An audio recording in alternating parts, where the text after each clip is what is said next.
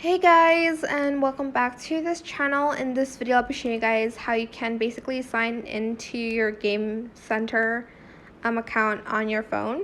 So go to settings, go up here to just search Game Center. It's easier that way.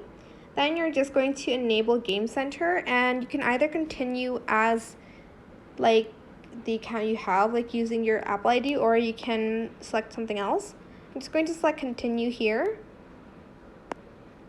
And it's just going to load. As you can see, it's going to sign into my Game Center, and that's pretty much it. Some apps you can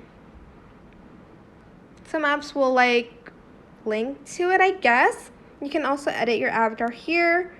You can also adjust your profile privacy. I can't talk. But that's pretty much it. You can also enable these, allow finding by friends and requests from contacts only, etc.